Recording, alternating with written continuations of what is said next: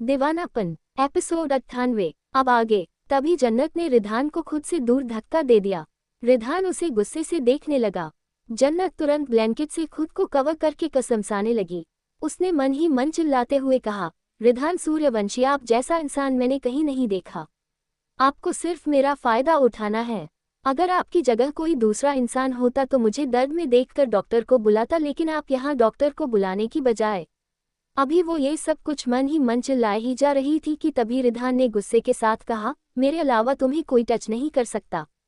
और वो मेरा दोस्त आएगा तो वो भी तुम्हें ऐसे ही टच करेगा, इसलिए मैं खुद तुम्हें ऐसे टच करके ठीक कर देना चाहता हूँ। ये सुनते ही जन्नत की आंखें बिल्कुल बड़ी ही हो गई और उसने मन में हैरानी के साथ कहा, क्या इसलिए ये पागल इंसान डॉक्टर को नहीं बुला रहा है? हे भगवान, प्लीज मुझे बचा लीजिए, मैं मर जाऊंगी। ये कहते हुए वो अब मन ही मन रोने लगी। तभी रिधान ने उसे गहरी सांस लेकर देखा और बोला, ओके, मैं समझ गया, तुम सच में अभी दर्द में हो। मैं उसे बुलाता हूँ, लेकिन एक बात याद रखना, तुम्हें टच करके अगर उसने तुम्हारा चेकअप किया तो मैं उसके साथ साथ तुम्हें भी सजा दूंगा। ये सुनते ही अब जन्नत एक पल के लिए शॉक हो गई और रिधान वहां से बाहर निकल गया।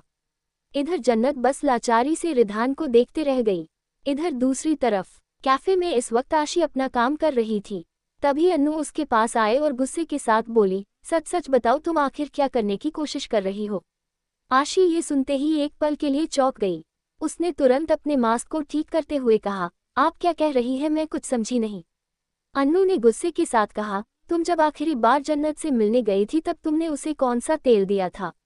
ये सुनते ही आशी की आंखों में कुछ आया, लेकिन उसने तुरंत अपनी नज़र चुराते हुए कहा, मैंने तो वही तेल दिया था जो मुझे मैनेजर मैडम ने दिया था।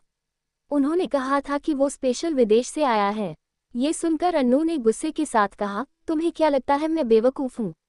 देखो, जन्नत मासूम हो सकती है लेकिन मैं नहीं। तुम बेशक से जन्नत के साथ अच्छी बनने का नाटक करती हो, लेकिन मुझे पता है कि तुम बिल्कुल भी अच्छी नहीं हो। इसलिए साफ साफ बताओ, वो तेल तुम्हें कहाँ से मिला था जो तुमने जन्नत को दिया था? क्योंकि वो तेल ही खराब थी। उसकी वजह से जन्नत के गले में फिर से रिएक्शन हो गया और उसकी आवाज़ फिर से चली गई है। जो थोड़ी बहुत ठीक हुई थी वो भी चली गई। ये सुनते ही अचानक से आशी के आंखों में कुछ अलग ही एक्सप्रेशंस आ गए। लेकिन उसने तुरंत कहा, क्या क्या तेल वो लोकल था? मैंने तो पहले ही मैनेजर मैडम से कहा था कि वो तेल सही नहीं है, पर उन्होंने मेरी बात नहीं मानी। आई एम सॉरी, मेरी वजह से शायद जन्नत को प्रॉब्लम हुई। मैं आज फिर से जन्नत से मिलने जाऊंगी। ये सुनते ही अन्नू ने गुस्से के साथ कहा, इसकी कोई ज़रूरत नहीं है, क्योंकि वो पहले ही तुम्हारी शक्ल नहीं देखना चाहती, इसलिए अब तुम अपने आप से मतलब रखो। ये सुनते ही आशी ने हैरानी के साथ कहा, लेकिन क्यों? क्या वो ऐसा सोचती है कि ये सब कुछ मैंने जानबूझकर किया है? अन्नू ने गुस्से के साथ कहा, हाँ बिल्कुल, उसने कहा कि वो तुमसे बात भी नहीं करेगी और ना ही तुम उसके पास जाना, और मिलने की तो कोशिश भी मत करना। ये सुनते ही अचानक से आशी के हाथों की मुट्ठियां कसकर बंद हो गई और अन्नू वहां से चली गई। आशी ने दांत पीसते हुए मन में कहा, तो वो बेवकूफ़ लड़की अब समझदार भी हो गई है। लेकिन इतनी आसानी से मैं तुम्हारा पीछा नहीं छोड़ने वाली जब तक कि तुम मर नहीं जाती। ये कहते हुए आशी ने अपना फ़ोन निकाला और वॉशरूम की तरफ चली गई। कुछ घंटे बाद आशी अपने मास्क को ठीक करते हुए चुपचाप उस कैफ़े से बाहर जाने लगी। इधर अन्नू कॉल पर किसी से बात कर रही थी, लेकिन उसकी नज़र आशी पर चली गई। आशी को ऐसे शांति से बाहर जाते देख अन्नू के भाव बदल गए और वो भी उसके पीछे जाने लगी। इधर आशी तुरंत रोड के दूसरे साइड आई जहां पर एक लग्जरियस कार खड़ी थी। ये देखकर अन्नू ने कहा, मुझे तो पहले ही शक था, इसके ऊपर आज यकीन भी हो गया। आज मेरी आंखें बिल्कुल धोखा नहीं खा सकती और आज मैं इसके बारे में पता लगा कर रहूंगी। इसी के साथ उसने तुरंत टैक्सी रुकवाई और वो उस कार के पीछे उस टैक्सी में चली गई।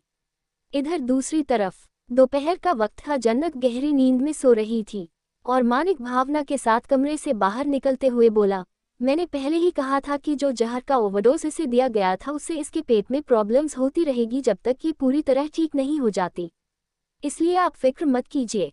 ये सुनकर भावना ने परेशान होकर कहा, लेकिन अगर इसी तरह इसे हर वक्त पेट में दर्द होता रहा तो आगे के लिए कहीं प्रॉब्लम ना हो। ये सुनकर मानिक ने एक नज़र रिधान को देखा जो अभी भी सिर्फ जन्नत को ही घूरे जा रहा था। उसे देखकर उसने कहा, रिधान, मुझे तुमसे कुछ बात करनी है। ये सुनकर रिधान ने बिना किसी भाव के साथ कहा, तुम्हें दिख नहीं रहा अभी मैं बिजी हूँ। ये सुनकर मानिक ने उसे घूरते हुए कहा, लेकिन तुम तो मुझे सिर्फ खड़े दिखाई दे रहे हो। इसके जवाब में रिधान ने दांत पीसते हुए कहा, मैं उस लड़की को भी देख रहा हूँ और इसी काम में मैं बिजी हूँ। ये सुनकर भावना और मानिक दोनों ही रिधान को नासमझी में देखने लगे। तभी भावना ने मानिक से कहा, मानिक बेटा, क्या जन्नत से जुड़ी कोई बात है? तुम मुझे बता सकते हो, क्योंकि ये रिधान के बारे में तो तुम अच्छे से जानते हो। अगर उसका बस चले तो वो खुद जन्नत को मार डाले। ये सुनते ही रिधान की आंखें छोटी हो गई और वो भावना को घूरते हुए बोला, mom what is wrong with you? इसके जवाब में भावना ने कहा, सच ही तो कह रही हूँ। तुमने उसे प्यार ही कब दिया? जब देखो तब नफरत ही तो करते रहते हो।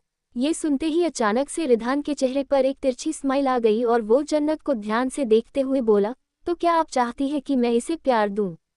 ये सुनकर भावना की आंखों में चमक आ गया और वो तुरंत रिधान को देखते हुए बोली, क्या ये मुमकिन है? क्या तुम सच में इसे प्यार दे सकते हो नफरत के बजाय? रिधान ने अजीब सी स्माइल के साथ कहा, हाँ बिल्कुल, मैं कोशिश कर सकता हूँ। ये सुनते ही भावना ने बेहद खुशी के साथ कहा, अगर ऐसी बात है तो ठीक है, तुम्हें इसे प्यार करना चाहिए। ये बहुत मासूम है, मुझे खुशी होगी कि तुम नफरत भूलकर इसके साथ आगे बढ़ने की कोशिश करोगे। उद्धरण चिन्ह। रिधान ने अब तिरछी स्माइल के साथ कहा, ऑफ कोर्स मैं इसे प्यार दूंगा और इसके साथ ही आगे बढ़ने की कोशिश करूंगा। भावना नहीं, लेकिन मानिक रिधान की बातों का मतलब अच्छे से समझ रहा था, इसलिए वो हल्के से खांसते हुए बोला, रिधान कुछ जरूरी बात करनी है, इसलिए स्टडी रूम में आओ। ये कहकर वो उधर से चला गया और वही रिधान जन्नत को देखकर तिरछी स्माइल के साथ बोला, अब तुम्हें प्यार देने का लाइसेंस मुझे खुद मेरी मॉम से मिला है, अब तो तुम्हें प्यार देना ही पड़ेगा। ये कहते हुए वो अजीब तरह से मुस्कुराया और वहां से बाहर निकल गया। इधर भावना जन्नत को देखकर प्यार से बोली, जन्नत बेटा देखना, अब रिधान भी तुमसे नफरत नहीं बल्कि प्यार करेगा और इस तरह से तुम दोनों के बीच जितनी भी दूरियां हैं वो कम हो जाएगी और तुम दोनों एक साथ हमेशा खुश रहोगे। तभी ईशानी आते हुए बोली, क्या सच में रिधान ने ऐसा कहा है? ये सुनकर भावना ने अपना सिर हिलाकर कहा, हाँ बेटा, अभी अभी रिधान ने बोला है कि वो जन्नत को एक्सेप्ट करने की कोशिश करेगा। इसके जवाब में ईशानी ने मुस्कुराकर कहा, फिर तो बहुत अच्छी बात है, क्योंकि जिस तरह से मैंने देखा है रिधान को जन्नत के साथ बिहेव करते हुए, उस तरह से तो मुझे बेचारी जन्नत के लिए बहुत डर लगता है। इसके जवाब में स्माइल के साथ भावना ने कहा, अब देखना बहुत जल्द सब कुछ ठीक हो जाएगा। इसके जवाब में ईशानी भी मुस्कुरा दी, जिसके बाद वो दोनों ही कमरे से बाहर निकल गए। इधर जन्नत इन सब से अनजान गहरी नींद में सो रही थी। वहीं दूसरी तरफ स्टडी रूम में मानिक ने सीरियस होते हुए रिधान से कहा, मैंने उस रिपोर्ट को देखकर तुम्हें पहले ही बता दिया था कि उसे कौन सी प्रॉब्लम हुई है, आगे चलकर उसे इससे भी ज्यादा प्रॉब्लम हो सकती है। इसके जवाब में रिधान ने बिना किसी भाव के साथ कहा, नहीं, फ्यूचर में उसे कोई प्रॉब्लम नहीं होगी। ये सुनकर मानिक ने नासमझी में कहा, तुम इतने दावे के साथ कैसे कह सकते हो? रिधान ने उसे घूरते हुए कहा, क्योंकि मैं उसका फ्यूचर हूँ। ये सुनते ही मानिक ने शौक होकर कहा, व्हाट? ये तुम क्या कह रहे हो रिधान? रिधान हंसते हुए बोला, वही जो तुम सुन रहे हो, मैं उसका फ्यूचर हूँ और मैंने उसका फ्यूचर अपने हाथों से लिखा है। मुझे पता है कि उसके फ्यूचर में क्या क्या होगा। मानिक ने अब गुस्से के साथ कहा, तुम उसके साथ खेलना चाहते हो ना? रिधान के होठों के कोने मुड़ गए। उसने कहा, तुम असलियत में मेरे दोस्त हो, मेरे बारे में बहुत अच्छे से समझते हो। मानिक गुस्से से अपना हाथ टेबल पर पटक कर बोला, इनफ रिधान, मैं तुम्हारे अब इस आवारगी या दीवानगी में तुम्हारा और साथ नहीं दे सकता। उसकी हालत पहले ही बहुत बुरी है और जिस तरह से उसके यूट्रस में प्रॉब्लम आई है, फ्यूचर में वो कभी कंसीव नहीं कर सकती। और अगर उसे ये बात पता चलेगी तो उस पर क्या बीतेगी? क्या वो नहीं चाहेगी कि फ्यूचर में उसका खुद का बच्चा हो, वो माँ बने, उसकी एक फैमिली हो? तभी रिधान ने सर्द आवाज में कहा, मैंने कहा ना, उसका फ्यूचर सिर्फ मैं हूँ और हम दोनों के बीच कोई नहीं आएगा, बच्चा भी नहीं। और जो ऑपरेशन मैंने तुमसे बोला है उसे तुम्हें जल्द से जल्द करना पड़ेगा। ये सुनते ही मानिक अब एकदम से शॉक हो गया और हैरानी के साथ बोला, रिधान तुम सच में पागल हो गए हो? तुम क्या वाकई उसका वो यूट्रस निकलवाओगे और वो भी बिना उसे पता चले? वो तुम्हें माफ नहीं करेगी, वो तुमसे बहुत ज्यादा नफरत करेगी। इसके जवाब में रिधान ने बिना किसी भाव के साथ कहा, मुझे फर्क नहीं पड़ता, मैं बस इतना जानता हूँ कि हम दोनों के बीच कोई तीसरा नहीं आएगा। इसके जवाब में मानिक ने कहा, लेकिन हम मेडिसिन से भी उसे ठीक कर सकते हैं। एक बार फिर से सोच लो रिधान, यूट्रस निकलवाना बहुत ही बड़ी चीज होती है। और जिस तरह तुम्हारा पागलपन है बेचारी जन्नत के लिए मुझे बहुत डर लग रहा है। रिधान ने बिना किसी भाव के साथ कहा, तुम्हें उसकी फिक्र करने की जरूरत नहीं है। मैंने तुम्हें इजाजत नहीं दी कि तुम मुझसे ज्यादा उसकी फिक्र करो। उसकी फिक्र के लिए मैं अभी जिंदा हूँ और तुमसे बस मैंने जितना कहा है उतना करो। ये ऑपरेशन इसी 1 हफ्ते के बीच होना चाहिए। उसके बाद वो हमेशा के लिए सिर्फ मेरी होगी और हम दोनों के बीच कभी फ्यूचर में कोई नहीं आएगा और हम दोनों हमेशा सिर्फ एक दूसरे के साथ ही जिंदगी बिताएंगे। मानिक ये सब सुनकर अब हैरानी के साथ बोला, तो इसका मतलब तुमने पूरी तरह से सोच लिया कि तुम्हें क्या करना है?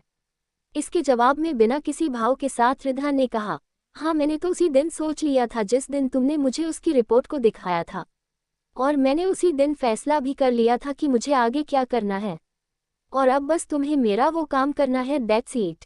ये सब सुनकर मानिक ने कहा, लेकिन अगर जन्नत को गलती से भी पता चला कि तुमने उसकी बॉडी के साथ क्या खिलवाड़ किया है तब क्या होगा? तुमने कुछ सोचा है इसके बारे में? रिधान ने तिरछा मुस्कुराकर कहा, पहली बात तो उसे कभी ये बात पता नहीं चलेगी, और दूसरी बात अगर पता चलती भी है तो मैं जानता हूँ कि उसे कैसे हैंडल करना है। अब तुम ऑपरेशन की तैयारी करो। ये कहते हुए रिधान ने अपना फ़ोन निकाला और किसी के पास कॉल डायल कर दिया। इधर मानिक उसकी सारी बातें बस हैरानी के साथ ही सुनता रह गया। वहीं दूसरी तरफ धीरे धीरे करके शाम हो गई। शाम का वक्त था जब भावना जन्नत के हाथ को पकड़कर उसे नीचे हॉल में लेकर आई। उसने उसे सोफे पर बिठाया और प्यार से बोली, मैं तुम्हारे लिए जूस लेकर आती हूँ। इसके जवाब में जन्नत ने बस अपना सिर हिला दिया। तभी वहां पर ईशानी अपने हाथ में एक बॉक्स लेकर आते हुए बोली, जन्नत, थैंक गॉड तुम यहाँ पर हो, मुझे तुम्हारी हेल्प चाहिए। ये सुनकर जन्नत उसे सवालिया नजरों से देखने लगी तो ईशानी ने मुस्कुराकर कहा, एक्चुअली बात यह है कि 2 दिन बाद मेरी रिधान के साथ मंगनी होने वाली है, जिसमें मॉम डैड भी आएंगे और एक तरह से 2 दिन बाद मेरी और रिधान की शादी ऑफिशियल तरीके से तय हो जाएगी और इसकी खबर पूरे मीडिया में भी जाएगी और मैं उसी के लिए ही बेसब्री से इंतजार कर रही हूँ, साथ में तैयारी भी कर रही हूँ। इसमें मुझे तुम्हारी हेल्प की ज़रूरत है, तो मुझे बताओ कि 2 दिन बाद अपने रोके की रस्म पर मैं कौन सी ज्वेलरी पहनूं? ये कहते हुए उसने उसकी तरफ ज्वेलरी बॉक्स बढ़ा दिया, लेकिन जन्नत का चेहरा अचानक से ही पूरी तरह उतर गया और वो बस एक टक ईशानी को ही देखते रह गई। तभी वहां पर भावना हाथ में जूस का गिलास लेकर आए और उसे जन्नत को देते हुए ईशानी से बोली, ईशानी बेटा ये तुमने इतनी सारी ज्वेलरी क्यों बिखेर कर रखी है? इसके जवाब में ईशानी ने शर्माते हुए कहा, एक्चुअली मैं अपनी नन से अपने रोके के बारे में डिस्कस कर रही थी। जन्नत जिसने अभी जूस का घूंट पिया ही था, अचानक से नन सब सुनते ही उसके मुंह से वो जूस का घूंट बाहर निकल आया और वो खांसने लगी। ये देखते ही भावना और ईशानी तुरंत उसे हड़बड़ी के साथ देखने लगे और भावना ने उसके पेट को सहलाते हुए कहा, बेटा तुम ठीक तो हो ना? आराम से पियो, क्या कर रही हो? अभी तुम्हारा गला पूरी तरह ठीक नहीं हुआ है। जन्नत ने खुद को कंट्रोल करते हुए बस धीरे से अपना सिर हिला दिया और ईशानी को अजीब नजरों से देखने लगी। तभी मुस्कुराते हुए भावना ने ईशानी से कहा, लगता है आगे चलकर तुम दोनों ननंद भाभी की बहुत बनने वाली है।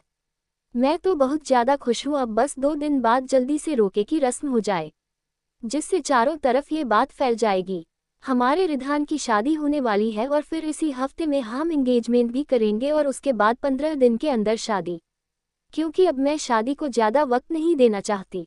ये सब सुनकर पता नहीं क्यों पर जन्नत का दिल बेचैन हो गया और अचानक से वो अपनी जगह से खड़ी हो गई। ये देखकर ईशानी और भावना नासमझी में एक दूसरे को देखने लगी और ईशानी ने कहा, क्या हुआ जन्नत, तुम्हारी तबीयत तो ठीक है?